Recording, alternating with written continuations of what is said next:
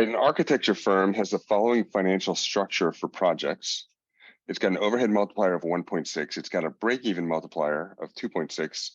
Its profit, its target profit is 25%. The direct costs incurred by the firm to design a factory came to 1.2 million. How much should the client be invoiced for in total? And the answer is $4,160,000. And you'd be forgiven if you got a different number. We'll talk about that in a little bit, because even NCARB got a different number for this kind of thing originally. So if you have a, let's just simplify the whole thing, right? So this is super confusing to people, whether or not they need to multiply by 1.25 or divide by 1 minus 0.25 to figure this kind of thing out. So let's say that you were invoicing the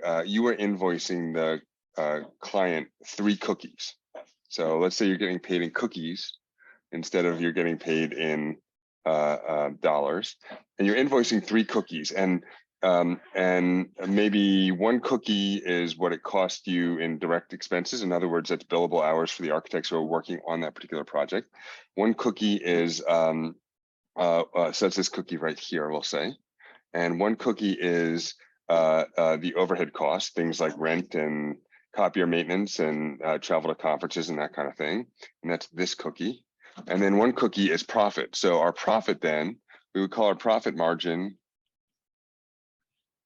33%, or 1/3, right? So 1/3 of our profit, 1/3 of what we bill is going to be profit. All right. Now, I mentioned that it's 2 cookies that we actually cost us. 1 cookie for direct expenses, 1 cookie for indirect expenses. And if we were to start with that and we said, okay, we have 2 cookies, and then we said we had a profit margin of 33%.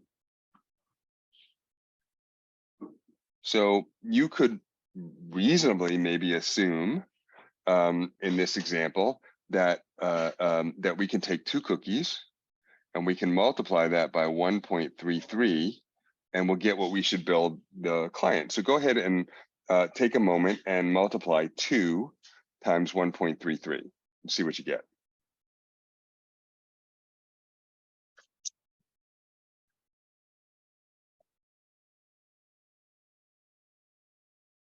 Yeah, you get 2.66. Well, we were going to bill 3 cookies, not 2.66. And there you see the problem. If we were to get to 3, we would have to have a markup, which is different. Markup is where you start with the smaller, you start with what it cost you, and then you add. Our markup would have to be 50% in order for us to get to 3. And you're going to see in this example that actually it's quite a big difference. It's like a couple $100,000 in difference for what you're actually going to be billing. So it's a really kind of a big deal. So let's look at our example. Let's look at the one that we started with. And so the cost to the firm is going to be, in terms of billable hours, is $1.2 million. And what we need to do is we need to multiply that by the break-even multiplier. Now, it's not a coincidence that the break-even multiplier happens to be exactly 1 more than the overhead multiplier, because it will always be 1 more than the overhead multiplier. And in fact, I don't have to give you both of those. I just gave them both to you because it's what NCARB does. NCARB often gives you more information than you need, or superfluous information that's not relevant as a distractor. But anyhow, there's more than one way to solve this. But the overhead multiplier means for every dollar that we're spending in direct salaries, so there's salaries for to paying the architects and other employees who are billing their hours to the client, we're spending an additional $1.60 for conferences and copier maintenance and healthcare insurance for the firm and so forth. And so our total break even, like the amount of money we're spending with the $1 for the $1 for the architect, $1 for the architect plus $1.60 for the copier and the conference and the health insurance is going to equal our break even. That's what we need to charge. We need to take that $1 and multiply it by 2.6 so that we can not only pay our architect, but we can also pay our for our conference and for our holiday party and for our copier and for our HR department, and our marketing and the firm, the projects we bid on but don't, the time it takes to bid on projects that we don't win and so forth. And we get a break-even multiplier of 2.6. So what we need to do is, if we're gonna figure out what to charge the client, we have to take that $1.2 million, that's direct expenses, that's what the architects charged. And as always, this billable hours, as always, these are not just numbers, these are real things. Like, think of them as a bunch of hours. That's not $1.2 million, that's a bunch of your hours that you bill the client. All right, and then we're gonna multiply that by 2.6. And that'll tell us what we would need to charge the client just to break even, to cover not just our expenses for the design time and administrative time that we're charging the client, but also the receptionist at the firm we have to pay and so forth. So we're going to take that 1.2 million, 2 times 2.6. Go ahead and do it yourself. And that comes to $3,120,000. That is our break even. So if we weren't interested in earning a profit, if we just wanted to break even, we would charge the client 3.12 million for $1.2 million in salary in billable hours. But we need to make a profit too. And so what we're going to do is we're going to take that 3.12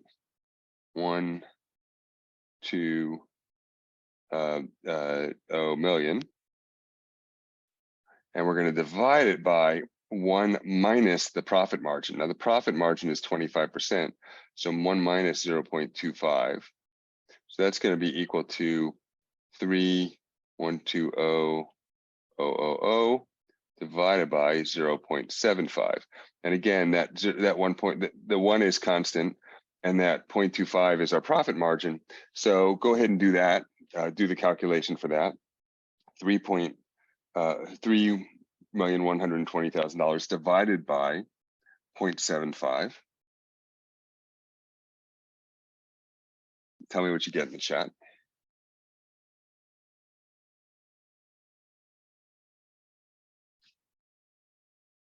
Yeah. The answer is $4,160,000. That's our answer. So what does that mean? I know I'm going over these numbers a lot, but I want to go over it slow because it's confusing and it's hard to remember. $1.2 million is our direct expenses. That's what we paid for billable hours. Then we multiply that by 2.6 to get not just the billable hours, but also the indirect costs, and things like the retirement of the architect and the paper that the office has to buy, and the holiday party. And we came up with 3.12 million. That's what we need. That's what we need to break even. And then we divided that by 1 minus the profit margin, because we were starting with 2 cookies and trying to figure out how many we needed to charge them. We weren't starting with 3 cookies. We were starting with 2 cookies and figuring out what we needed to charge them. And we need to charge them 4.160 million. Now, if you're ever in the exam, what you can do to check is you can say, okay, 4.16 million, you can multiply that by 0.25. Go ahead and do that and put the answer on the chat. That's 0.25 is our profit margin. So we want our profit margin to be as a percentage of the total that we invoiced.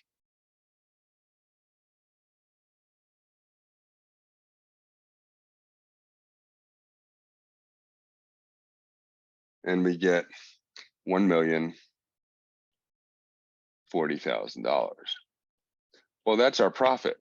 That's our profit. So if we take this number, 4.16 million, and we subtract, because I know some of you guys are like, what the hell is this dividing by? What? Some of you guys know about this, but some of you guys don't. What the hell is this dividing by 1 minus the profit margin? Well, the reason this works out is you can take this number here, the 4.16 million, and subtract from it our profit, which is 1 0.04 million. Go ahead and do that on your own.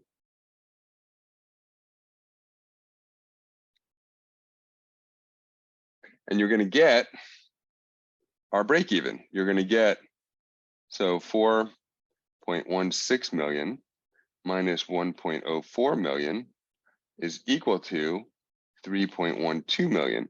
That's our break even rate right here. So you're getting, so what we did is we said to check on it, we said, okay, this is what we billed the client. We took 25% of that because that's our profit, which is here.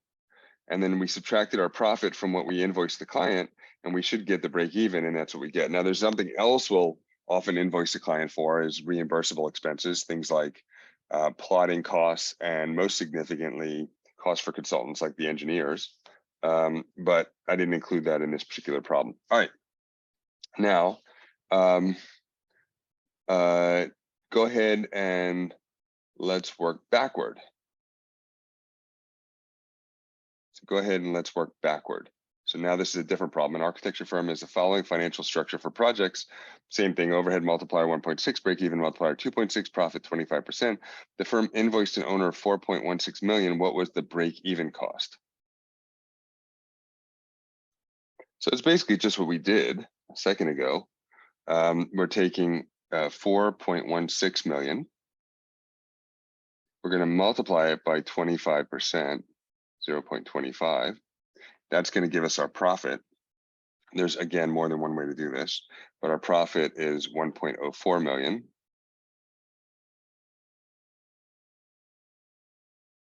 And we can subtract, we can take 4.16 million and subtract 1.04 million. That's our profit, and it'll give us our break even, which is the same number we saw before, 3,120,000.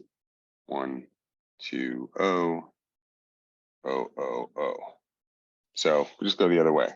But our profit then is 25. If our profit is 25%, it's 25% of the 3 cookies, not 25% of the 2 cookies. So the other thing you should know is before today, I emailed NCARB just to make sure that they knew what was going on with this, because those of you guys who have been around a while know that there's been a lot of confusion about this. On the forum, there was in the original ARE 5.0 practice demonstration exam, when there was only one, when there wasn't one for each division, but when there was one for everything, there was a practice problem that didn't seem to understand this, and people kept pointing it out to NCARB, and they kept like not responding after like years. And people were like, come on guys, you got to deal with this. So I wasn't sure if NCARB was even kind of on top of this. I didn't understand.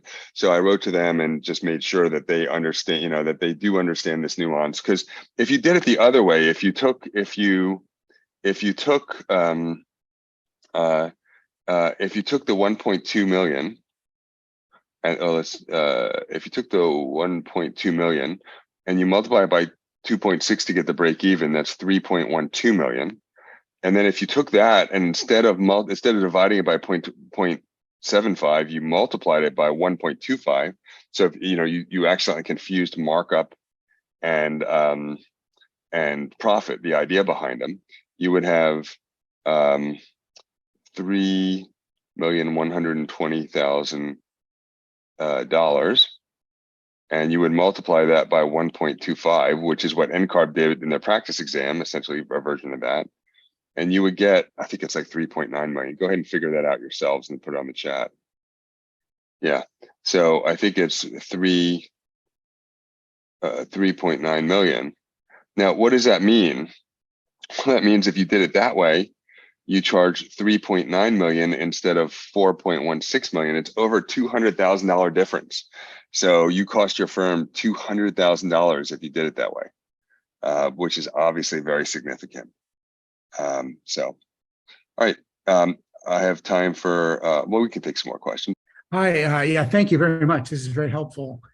So is that a sort of like just a general understanding that profit is always a percentage of the actual invoice Correct. total, and then Correct. markup is working the other way? So they're kind of reciprocals, markup and profit. Yes, kind of, but not quite.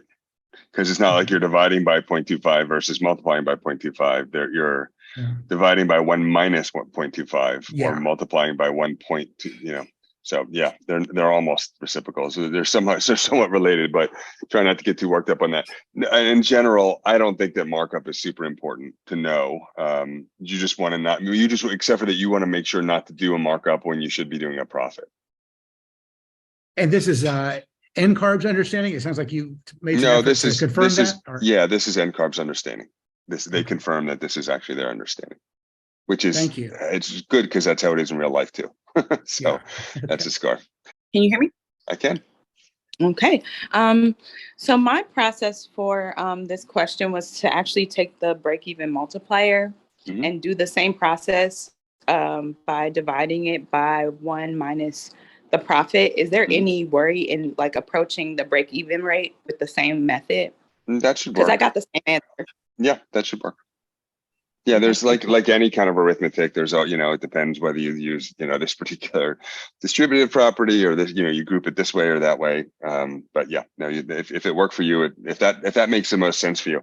In general, though, I think I think it starts to become a little bit like in your mind, like magic when one does that, so I think it's the same thing when you're trying to figure out, there are usually shortcuts like that to figure out in the exam to figure out like how much something costs. Like they'll say like a fire lane is, $150 per linear foot for the curb. And you need this much gravel in square feet or you need this, but you need 4-inch deep of gravel that, this many width times this length, you get the idea where they're trying to test if you can add up linear feet and square feet and cubic feet, cubic yards and all that stuff.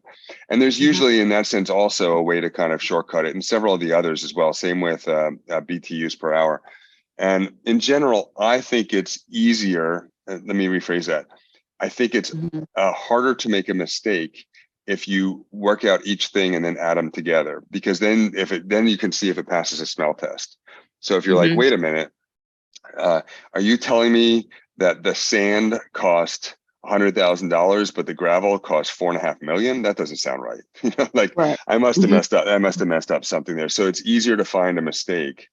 It's easier for you to find a mistake if you're kind of doing it bit by bit, because something doesn't, if the profit was 105 million, you'd be like, wait a minute, how can it be $105 million if we're only billing them 4.16 million? Right. So it's easier to catch something that doesn't pass the smell test. But other than that, there's no reason not to, if that makes more sense to you. It Todd? Does. Thank you. All right. Hi. Hey. In the title of this presentation, you said, is it 1 plus, you divide by 1 plus profit or 1 minus profit? You divide by, wondering, did I say 1 plus in the title of the email? You were presenting it as a question, like, which one do you do? So I was just wondering, there's never instance? Okay. So you would multiply by 1 plus the profit. So you could, if you were doing, a markup, if you were doing a markup, you would multiply it by 1.25 if there was a 25% markup instead of a 25% profit. Okay. So you're either going to multiply by 1.25 or divide by 1 minus 0.25. So there could be a question very similar to this, asking you to find the markup rather than the profit. I think markup is generally less important to NCARB. Okay. But I don't know that to be true. But in general, it's very rare that it's non-existent that I get a question about markup. It's usually people are confusing themselves between markup and they're doing a markup. They're doing a markup when they think they're figuring out the profit. Gotcha. Okay. Thanks. Oh, hi. Hello. Hi. Thank you for giving me another chance. So can I do a question about the instruments of service? If it's still per practice, I don't know. About instruments of service, let's go ahead and you can ask it, but maybe it'll be for a future 40 minutes of competence. It'll go in my notes. What's your question? Okay. So first of all, thank you, because I didn't understand this until I was looking at your videos, but I still have some questions. So when the contract is terminated, I have the understanding that the instruments of service either remain with the non-exclusive license to use the instruments of service either remain with the architect or the owner, depending on who terminated the contract and if it was for convenience or for cost. So I kind of get this subject confused by the fact that there is an article in B101 that also allows the owner to purchase the instruments of service. So for example, it says that if there is a termination for convenience, which usually means that the owner does not get to keep the architect keeps it. Right, but once the architect owns it, it's the architect's property, and he can then sell it to the owner. Exactly. So it doesn't matter if like one subject with the other. You can always sell your instruments of service, correct? Well, whoever owns it can sell it. Okay. So the owner, if it's for cause, the owner would own it, and I suppose could sell it. I mean, intellectual property is property. So for example, just like a vacant lot, it's property. So for example, an architect was designing something for an owner, and he broke whatever was in the contract, and the owner terminated for cost. But he still has to finish the owner still needs to hire someone to finish the drawings, for example. Right. So because he terminated for cost, he gets to keep the drawings as far as the first architect got it. Right. As long as he pays the architect for the time spent, but yes. Exactly. He pays and then he keeps them. And if he wants to use them, well, he still needs to indemnify the architect because he's going to hire someone else, correct? No, he did not. If it's for cause, he does not have to indemnify the architect. No. So if he has to hire like a second architect to finish these drawings, then isn't against the NCAR ethical rules for the second architect to take these drawings and finish them without no, because it wouldn't be reasonable. I mean, if the architect is committing fraud somehow and siphoning money from the client, and then the client's like, wait, this is crazy, you're fired. But it's at that point the client owns the drawings, and it's not unethical. The only unethical part was that it was, the architect did something wrong and had to be fired for cause. I mean, fortunately, our profession is known, we're pretty well trusted. We don't generally do that a lot, compared to like the developers or the contractors. Those guys, they'll screw anyone. Not all of them, but many of them that's normal for them. They're like, you're an idiot for trusting me, kind of thing. But architects generally don't think like that. But yes, and makes sense, right? If you are an owner and you're designing a hotel and you're paying the architect for it, and then the architect is just not getting back to you, they're just not, so you give them warnings, and you've sent stuff, and you give them all kinds of notices, and you say, okay, if I don't get the drawings, this is the most common thing. If I don't get the drawings by some reasonable date, I'm going to fire you for cause. And then if the owner fires them for cause, the owner shouldn't be out $300,000 in design fees. I mean, they'll be out some anyway, because the new architect won't be able to really pick up where someone else left off, right? I mean, if I gave you this slideshow and I was like, you can give the presentation, you'd be like, why are there cookies on it? Like, so it'd be the same thing where the new architect wouldn't really be able to pick up exactly where the old architect left off.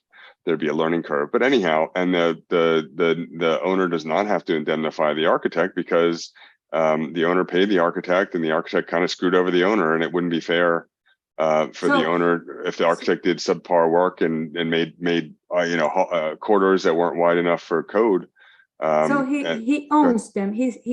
Does he get to use them for only that project until the project is finished, or does he own them? Because I had the understanding that's a good question. That it should just be for that. It should just be for that project, unless it was part of the original agreement that it's for all the hotels. It's for all the chains. But unless that was part of the original agreement. Now you're saying, what happens if the owner fires for cause, and then the owner goes forward with the project, and then would the owner then have to pay the architect more money if the owner was then going to use it for other hotels that were similar?